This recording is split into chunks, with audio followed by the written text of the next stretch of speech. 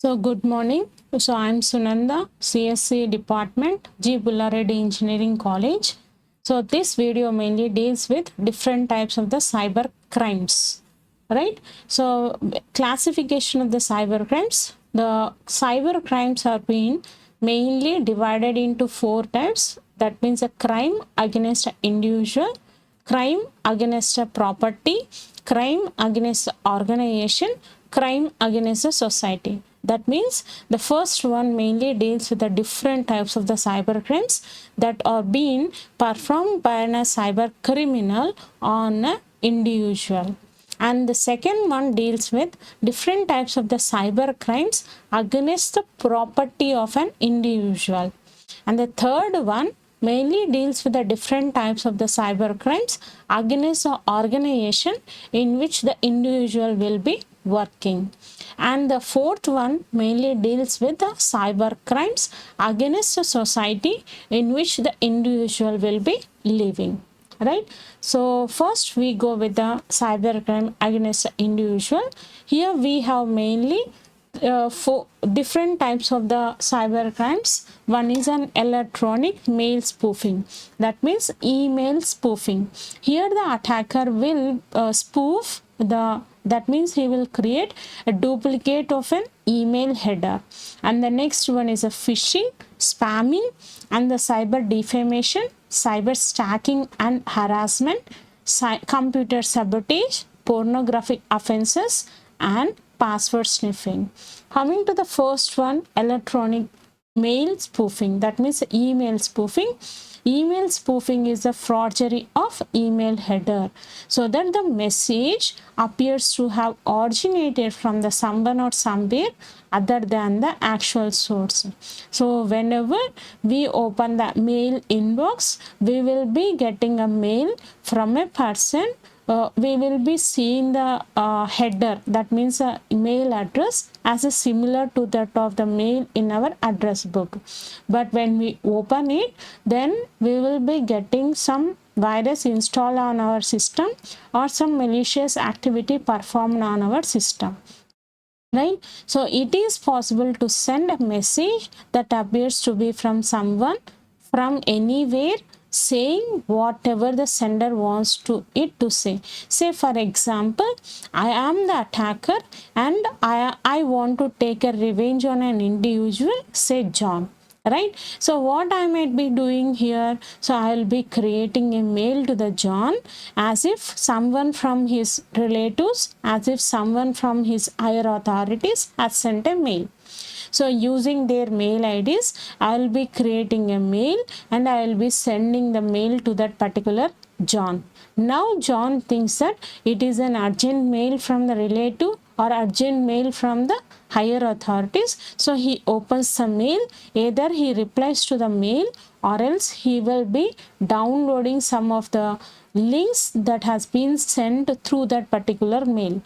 You use with this particular activity, the attacker main intention will be either to take the data from the particular victim or either to do some damage to the victim's system. Thus, someone could send a spoofed email that appears to be from you with a message that you didn't write. This is what. So they will be duplicating the mail IDs and using some fake mail ID websites. They create a mail, they will be sending the mails to us. Right? So this is a simple example of the mail. Say this mail, some union bank, this is how they might be sending a mail. Right? So using the mail ID, we think that it is a original from the same union bank. So that's why we will be opening it and then we will be replying to it. So here what they might be writing the same way. So this is this is a manager from some branch. bank branch. So it's very urgent to update your details, account details, otherwise it would be blocked. All these things will be written as a subject. When you look at the subject, you will be in a hurry to reply to that particular mail, so you will be replying it. When you reply it, that means that the attacker comes to know some of the details. So maybe your photo, if you have kept to the mail, maybe some address you might have kept as a down as a footer of your mail, that all will be taken into consideration by the attacker. So this is another one, fake mailer, which will create some fake mails. That means spoofs all the mail IDs. And this is one how we get this particular email. So this issue with the Microsoft. So whenever we want to check whether that is a normal mail or a spoofed mail, normally the spoofed mails will be having some of the spelling mistakes, or some of the sentences formation will be missing. So we have to carefully read each and everything, and also we have to cross check these mails. And whenever we get a anonymous mail, just go to that particular website from where you have got this particular mail, check in context whether that mail is available in that genuine website or not. If it is, then you can open, and also check whether there is any activity that you have performed earlier relating to that particular website. If so, then only open that particular mail and then reply it, or download something, or click on any links that are being available in that particular mail. All right. So this is one of the simple example of the spoofed mail. Here the attacker first, here there is a spelling mistake in an account and some attention grabber. They will be using some excuse me, they will be using some sentences which are not in a proper manner, and the attacker hides a malicious link behind what appears to be a normal verification button. Just click on it. If it is redirected to some other web page, just ignore the mails, right? And coming to the phishing, here the attacker or the hacker replicates most accessed websites and traps the victim by sending that spoofed link. So here attacker's main concentration is to take the information from the victim. So for that, what he do is he will be duplicating the websites. So he will check, he will observe which of the websites are being visited mostly by the victim, and then using that particular website, he will design the duplicate website for that website, and whatever the request is sent to the original website will be redirected to the duplicate website. From there, he will be gathering the information of the victim. Once the victim tries to log in or enter some data, the hacker gets the private information of the target victim using the Trojan running on the fake site. So this is how, whenever you are opening a website and whenever it is asking any registration process or sign in, just check at the website domain name, or the URL, whether it is a known URL or unknown URL, and also check this particular extension. Is it like .com, .in, .org, or else is there any other some extension like TW or EL, something else? So other than these original domain name systems, there are any other names. Check in the through the net. If it is available, then open, otherwise just ignore that particular website. Try to check even this particular HTTP, is it a secured website or it's not a secured. So if it is not secured, then it will be like HTTP. Just try ignoring that particular website. If it is a secured HTTPS, then after that you check this website name. So Amazon, so normal Amazon spelling is this, but here it has been mentioned like Amazon, one extra N is been mentioned. That means it's a spoofed website. So just ignore these types of the websites. Don't give your mail ID and password here. So here what he do is, whenever you give this username password, it will be redirected to this particular Amazon, that means a spoofed website URL. Now the attacker will come to know your username password of Amazon. So he uses this particular thing and he will log into the normal original Amazon website and he will buy the things, right? He comes to know your username password and he comes to know your interest, he comes to know your address that has been stored in the original Amazon website, and if there is any possibility he can even buy the things, even change that particular address to his address, and he will be buying the things based upon the account details that you have saved in that particular original website, Amazon website, right? So these are the another type of phishing where the attacker will be sending some mails as if it is being sent from a specified original sender. So what he do is he will be using that particular person's mail ID. He will be creating the same mail ID, looks similar, but there will be some change.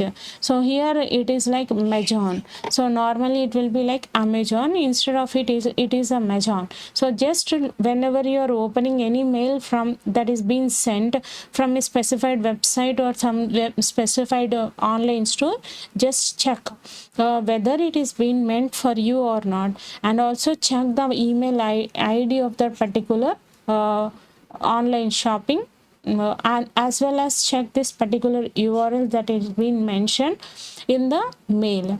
If there is any discrepancies arises, just ignore that or else don't even open that particular mail. All right.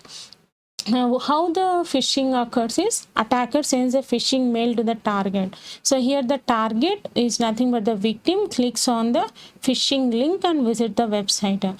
So this will be the not a original website, it will be the duplicate website. So hacker collects the important credentials that has been sent to the phishing website, and from here what the hacker do is uses credential to access the private information. So the private information on the original website he will be using. So for example, click on the link and it will be redirected to amazon.com.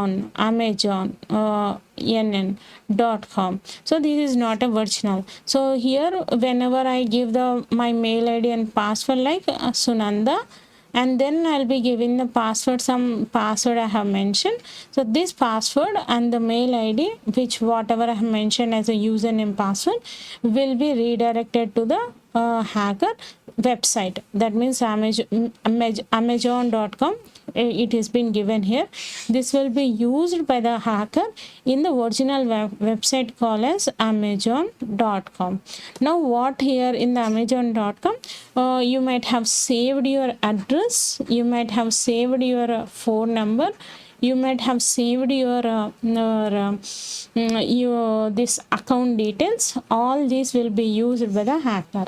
He will even buy something based upon your account details, and he will be changing the address to his own address, so that whatever amount will be debited from your account, and he will be buying all the different types of the things until your account will be zero balance, right? Next one is a spamming. So people who create electronic spam are called as spammers. So spam is an abuse of electronic messaging systems to send unwanted bulk message aimlessly.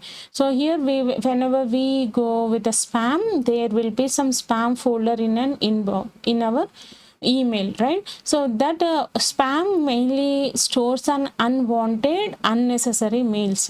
So here what attacker do is, if he want to take a revenge on someone, he will be creating a program which will generate a bulk number of the mails at a single moment or a single second, though these bulk of the mails will be unwanted unnecessary mails.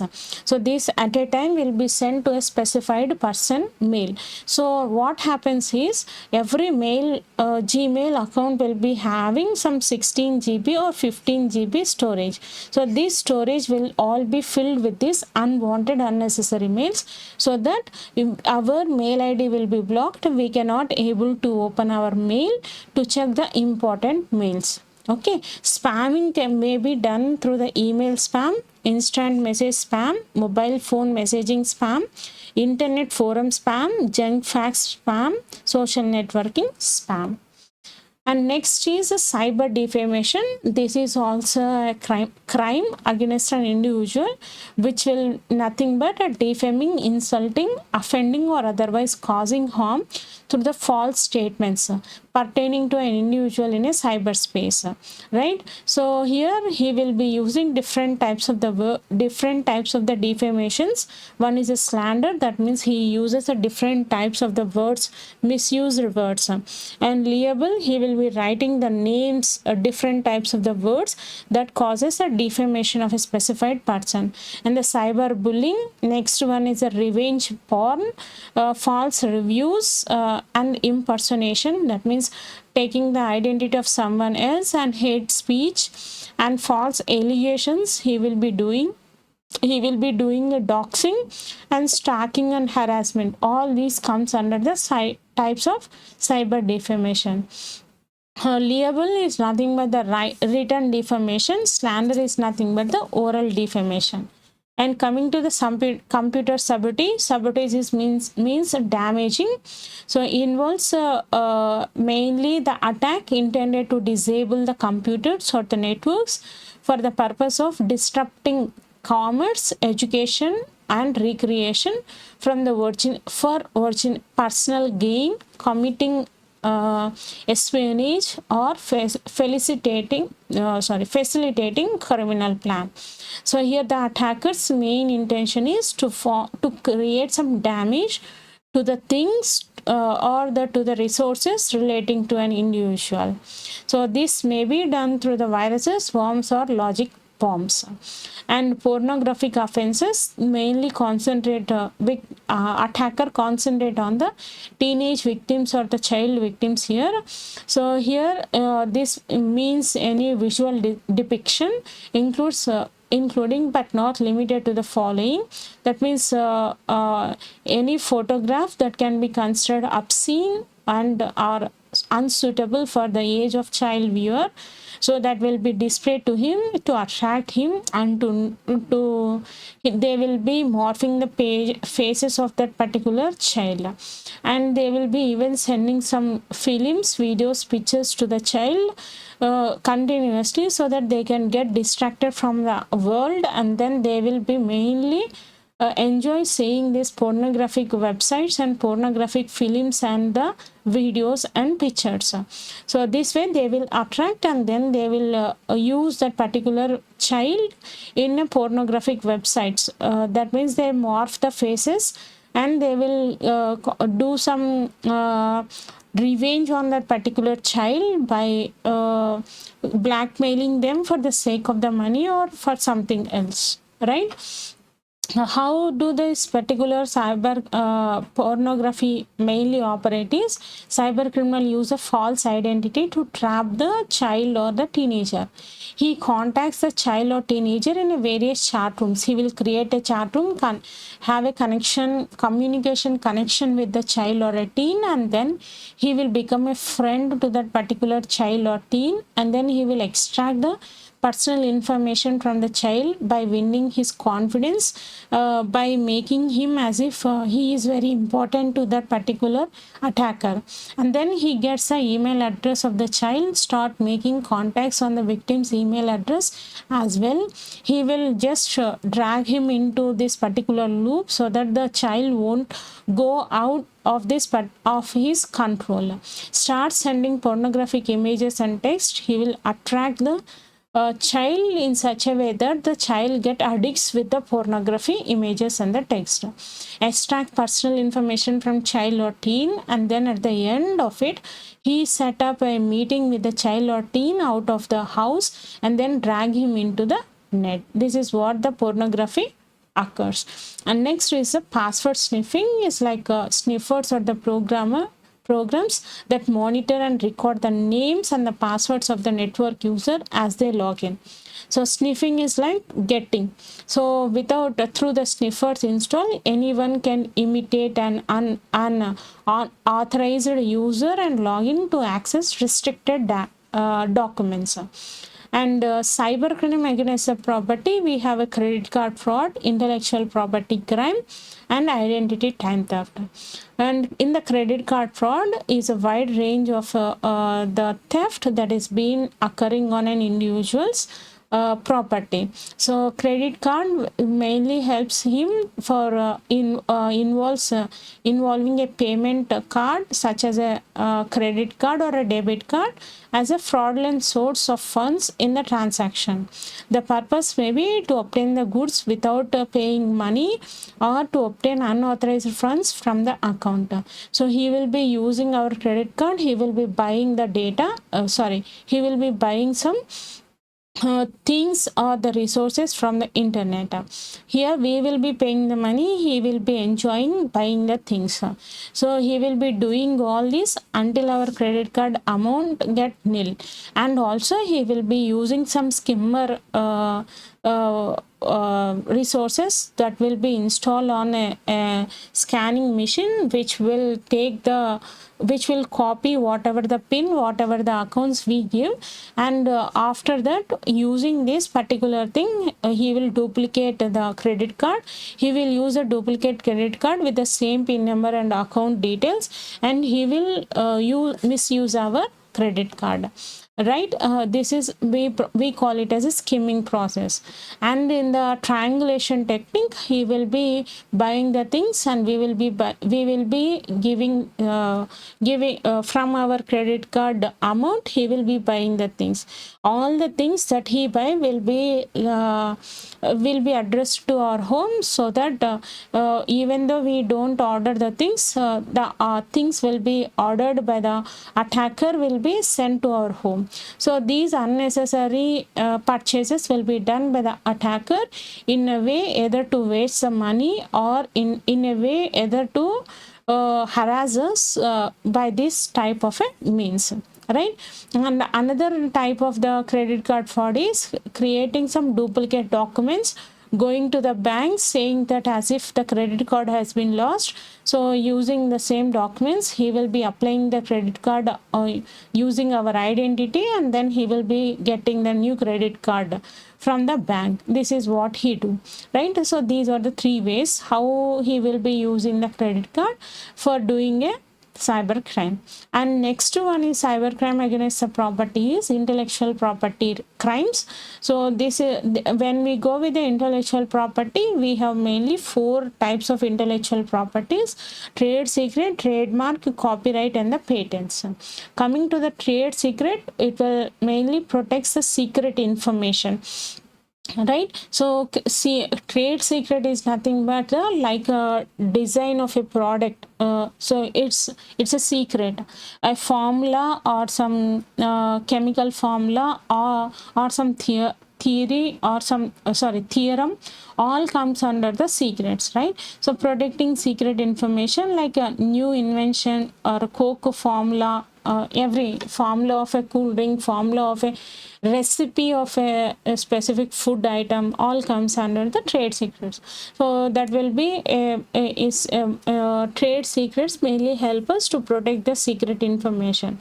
And the trademark is a it mainly protects the brands like Apple for cell phone, Samsung as well as Nokia, all comes they will be having their own identity marks for in the market to identify whether it is a Samsung phone or Apple phone, or like it will be having some logos. Every company has its own logo, so that helps the company to identify the brands. All that will come under the trademarks. And copyrights protects the work of authorship like books, movies, drawings, all comes under the copyrights. Even the papers published like that, all these comes under the copyrights. And the patents or the protects a functional or ornamental features like a spy feature of or an iPhone design, or some stylus of a particular Samsung phone. All these comes under the patents, right? So what is intellectual property crime is all about? First, when we go with an intellectual property rights, industrial property is like inventions, trademarks, industrial design, geographical indications of origin, plant variety rights, all comes under industrial property. And copyrights or literacy and artistic work, performing artists in their performance and producers of phonograms in their recordings, broadcasters in their radio and television programs. Right? What are the counterfeitings of this intellectual property is the manufacturer, importation, distribution and sale of the goods which falsely carry the trademark of the genuine brand without the permission and for gain or the loss to the another. Unauthorized copying, use, reproduction, distribution of the minerals protected by the intellectual property rights. These comes under the intellectual property crime. So deceptively similar trademarks. So these are the original trademarks and these are the copy trademarks which look similar. This is a original names and this is a duplicate name. So these are the real Adidas, this is a fake one. So we cannot identify, we have to observe cleanly whenever we are going with these trademark related issues. And next is an internet time theft, which is comes under the cybercrime against a property occurs. Here the internet time will be considered as a property of the victim. Occurs when an unauthorized person uses an internet the internet hours paid for by another person. So when we recharge ourselves, but that recharge will be used by the other person for the sake of a browsing or for doing some transactions. For everything they will be using our internet hours. The person get access to someone else ISP, internet service provider, user ID and password, either by hacking or by gaining access to it by illegal means, and uses the internet without the other person's knowledge. So this theft can be identified when the internet time is recharged often despite infrequent usage. This comes under the identity theft. Right? So coming to the cybercrime against organization, unauthorized accessing of the computer, password sniffing, denial of service attack, next virus attack, dissemination of attack viruses, email bombing, salami attack, logic bomb, Trojan horse, data diddling, industrial spionage, and computer network intrusion in software piracy. So denial of service is like take down a site or the server by flooding that site or server with a lot of traffic that the server is unable to process all the requests in the real time and finally crashes down. So mainly targeted mission with the tons of the request. He aims that targeted mission with the tons of request. Here every server will be having will be set with the limited set of the requests in a limited time. So that time may exceed, but the number of the requests should not exceed. Right? So there is another one called as a DDoS, that means distributed denial of service. Attacker mainly deploy the botnets or the zombie computers which have got the only work to flood your system with the request packets. With each passing year, as malware and the types of hackers keep getting advanced, size of DOS and DDoS keep getting increasing. Right? So this is how the DOS attack is, and this is the distributed denial of service.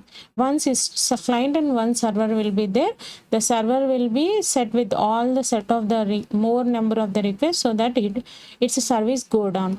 Here we have a single server and a set of the systems interconnected with one another, distributing the resources with one another. Here also the server will be set so that the services of that particular server will go down. Intentionally the shared resources will also be go down and the systems will get hanged. Right? So coming to the aspect and DOS, DDoS attack, source of attack comes from a single internet connection, comes from a multiple sources often distributed globally. Magnitude and scale generally have less impact. Here it will be have a more impact. So it will be more disruptive. And method of attack is here flooding the target with excessive requests, overwhelm the server or the network by sending the request within each bot. And difficulty in mitigation, easy to mitigate, more challenging, requires more sophisticated strategies to overcome this DDoS attack. Common usage and intent is often used by individual hackers or small groups for protect, revenge, or testing skills.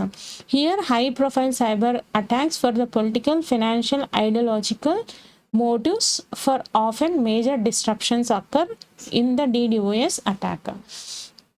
Right, so this is how the DDoS attack is done, and this is the sign of the DDoS attack and how to detect a DDoS attack.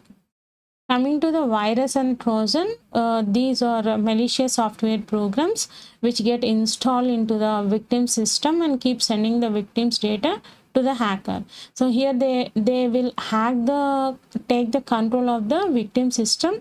They will be doing the changes in the data of the victim, either modifying it or scrambling it or destroying the data available in the victim system. So when we go with the differences of virus, worm, and the Trojan, virus will steal the information, it will delete the data, and then it is nothing but a software code. It will replicate itself, it will alter the data. So passive transmission is nothing but it will be transmitted passively without any means, and it can mutate. That means it changes itself again and again. And the worm, it can steal the information, can delete the data. It is nothing but a self-contained software. So it will also self-replicates, it will alter the data, it will active transmission is like, so it will be actively transmitted from system to system, and it can mutate. That means it also changes itself again and again. And Trojan hearts, it will steal the information, it can open a backdoor. That means it causes a damage either through the direct means or indirect means. Disguised as a useful program, it will be looking like a chameleon. That means it changes its color, or in the same way this Trojan hearts will be looking like an important program. When you click on it, then it will propagate itself within the system and causes damage.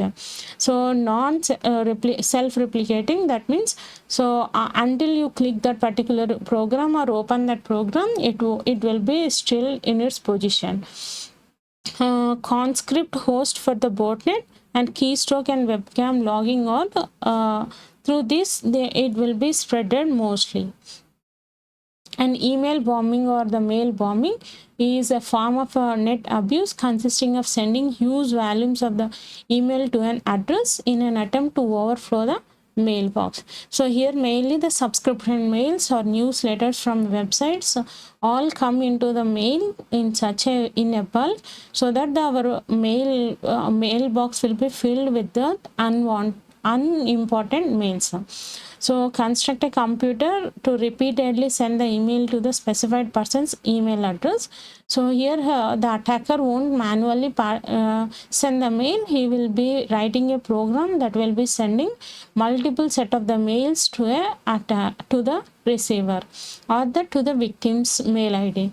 That will be sent in a continuous manner in such a way that the mail box of that particular victim will be filled with the mails sent by the attacker, and he can't able to open the mail, or he cannot able to look at the important mails in his mailbox.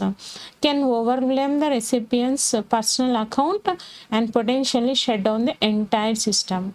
Email bombing, this is how it looks. So attack on the inbox involves sending massive amounts of the messages to your address. So subscription mails, or they will be writing some bots, zombies, that will send the mails to your mail. And salami attack in salami technique, it's like committing the financial crimes or financial fraud on the individual. What it do is, so alterations made are so insignificant that in a single case it would be completely unnoticed. That means a bank employee inserts a program into bank server that deduces a small amount from the account of every customer every month. Every month, this unauthorized debit or unnoticed debit goes very liberally to the customer. He will be thinking that it's only small amount, which is like doesn't cause any harm to his account, so he will be letting it go every month. So this mainly unnoticed behavior of a customer leads a sizable amount every month to the employee. Example is a petrol pump fraud, ATM card withdrawal charges. Next one is a logic bomb, is a piece of a code intentionally inserted into the software system that will set off the malicious function when specified conditions are met. So they will be writing conditions in such a way that when some logic changes, automatically the total program crashes and the project go overwhelmed. So here the programmer may hide the piece of a code that starts deleting the files should they ever be terminated from the company, right? So embed in some legitimate program, explode or perform malicious activity when certain conditions are met, that we call it as a logic bomb. So they will write a logic in such a way that when some condition is met, then there will be some crash in the program or some erroneous occurs in the program that leads to some of the legitimate program go wrong and causing the total project shut down, right? Here the developer, this is a simple example, he will be developing app, building a APK, parse that some particular classes of it. Next what he do is conditions, create some artificial conditions, insert the logic bomb, and then within this logic bomb, when some condition is being met, automatically the total app will be destroyed. So this is what happens in the logic bomb. Next one is a data diddling. It involves changing the data input in a computer. So the attack, in the other words, information is changed from the way it should be entered by the person typing in the data. So he will be like if I press, like if I click on the particular button K, it will be changed to the T. So if I want to type the letters like CSC, these might be changed to C, will be changed to some other letter B, and S will be changed to some letter K, E will be changed to some other letter M. Like this, it changes this particular letters. Whatever you are typing, you will be typing, but internally this will be changed. So usually virus that changes data, or a programmer of the database or application has pre-programmed it to be changed, and altering the raw data just before the computer processes it and then changing it back after the processing is completed, we call it as data diddling, changing the data. So if I have been written like Python, this will be taken by the computer while processing. What it do is, it will be replacing this data. Instead of Python, it will be considering, say for example, banking. So right, banking. Now after considering the banking, after processing is done, it will be stored as a banking. After that, when it is to be displayed to the user, it will be displayed as Python only.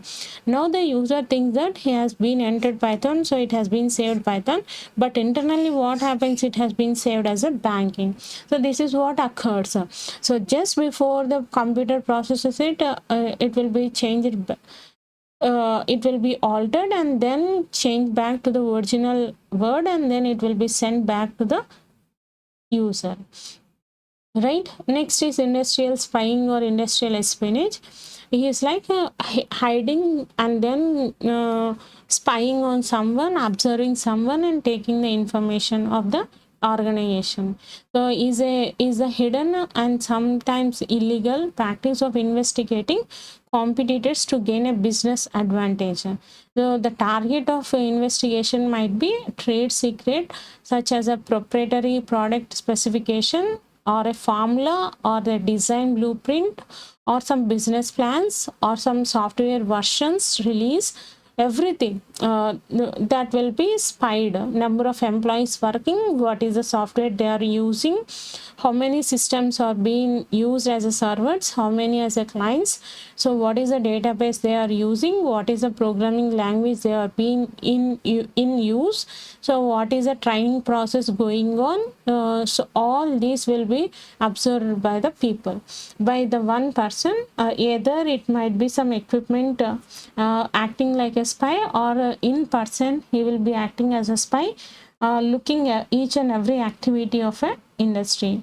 And next is a software piracy, theft or a software through the illegal copying of a genuine program or counterfeiting and distribution of the products intended to pass the original. So end user copying, hard disk loading with illicit means, counterfeiting, that means a fake or fraud, and illegal downloads from the internet. Cybercrime against the society is forgery, cyber terrorism, and webjacking. Forgery is the act of forging something, that means especially the unlawful act of counterfeiting a document or an object for the purpose of a fraud or deception. Something that has been forged, especially a document that has been copied or remade to make look like the original one. Counterfeit currency notes, postage revenue stamps, mark sheets, all comes under the forgery. So next is webjacking. This term is derived from the hijacking. So these offenses, the hacker gain access and control over the website of another. So he may even change the information on the site. He may even change some accessing of the, he may make some hidden changes. He may even make others not to he may admit only some people, and he may deny the other people to access the website. The first stage of this particular crime involves password sniffing. That means he may be sniffing the passwords, he may be altering the passwords, he may be gaining the passwords, and the actual owner of the website doesn't have any more control on the website.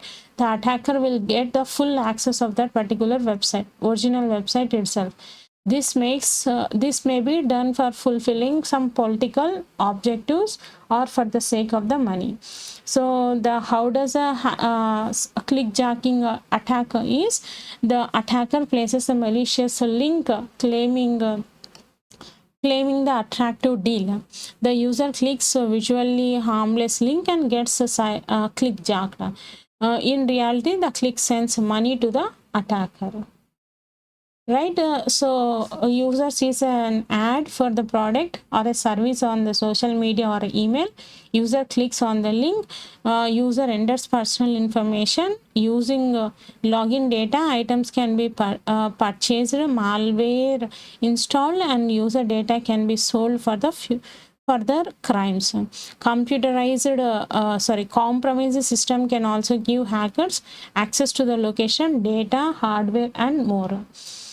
And cyber terrorism is like politically motivated use of computers, information technology to cause a severe disruption or widespread fear in the society. So what are all the means of cyber terrorism is, so the mainly it will target the critical national information infrastructure, computer system, civilization, population. The main motive is social political belief, and the method of attack is network warfare and psychological warfare, and the domain using the cyberspace they will be performing this cyber terrorism.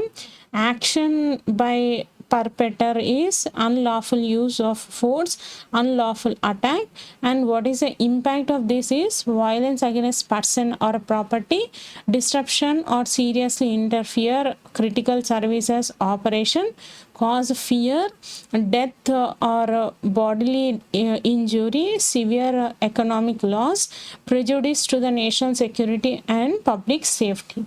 This is how the cyber terrorism works. So cyber terrorism countermeasures is first education and awareness. So about what is a cyber crime, what is a cyber terrorism, what are its impacts on the society, how it will affect the particular person as an individual, that should be done. And then robust cyber defense, cyber defense as well as the cyber security related security related settings should be robustly set up. International cooperation, national to national cooperation against the cyber security has to be maintained, and there should be much research and development should be should be done in order to overcome the cyber terrorism and cyber crime. And cyber incidents response, so if any cyber crime occur, one has to respond immediately to the cyber police or to a specified toll-free number. And continuous monitoring and intelligence has to be done. Collaboration with the private sector, you like developing the much secured software to protect from the cyber terrorism and cyber attacks has to be done.